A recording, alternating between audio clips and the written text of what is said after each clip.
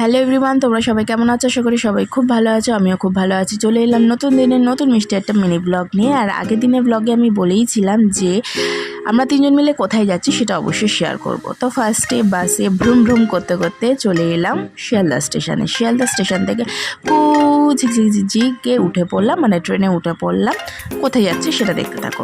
তো সেখানে আমি চ্যাঙ্গাই দিদিয়া বসে পড়লাম এবং হেলতে দিলতে পৌঁছে গেলাম কোথায়? নৈহাটি স্টেশনে।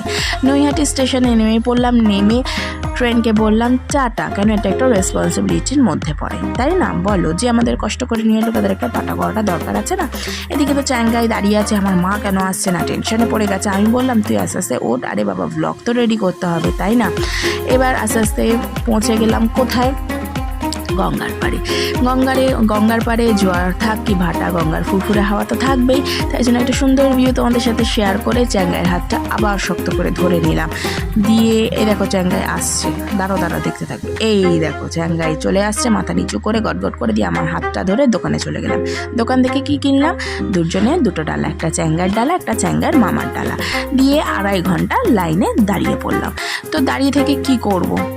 ক্লিপগুলো তো রেডি করতে হবে, তাই জন্য ফুরফুরে সুন্দর একটা আবহাওয়া দিচ্ছিল, কিন্তু গঙ্গার পাড়, তার উপরে একটা মানে হচ্ছিল, আকাশটা ঘন কালো মেঘে ঢেকে পড়েছিল, কারণ বৃষ্টি আসলো বলে। আর ওপারে দেখছি, মানে গঙ্গার এপারে যখন দাঁড়িয়েছিলাম, ওপারে আমার মার বাড়ির পাড়ে দেখছি অলরেডি বৃষ্টি হচ্ছে। তাই জন্য ভাবছিলাম এই রে, আমাদের এখানে বৃষ্টি চলে আসলে তো আমাদের 12টা বেজে গেল। ঠিক সেই কাজটাই হলো। কিছুক্ষণ পরেই তুমুল ঝড় উঠলো, আর আমার চুলটা সেই ঘুটে করুণের বেটি পদ্মলোচনের মতো একটা গোবর পেছনে রাখা ছিল, কিন্তু সামনের চুলগুলো তো খোলা ছিল, তাই ঝড়ে ফুরফুর করে উঠছিল। তার কিছুক্ষণের মধ্যেই দেখলাম যে অলরেডি আমরা রাস্তায় উঠি করছি।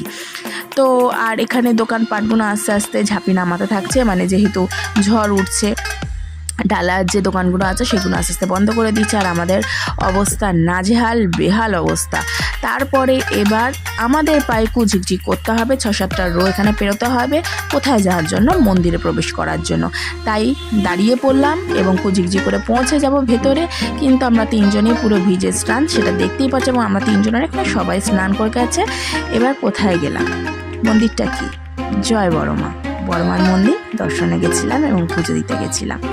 আজকের ব্লগটা কেমন লাগলো অতি অবশ্যই কমেন্টে জানিও। সবাই ভালো থেকো, সুস্থ থেকো। চলো টাটা।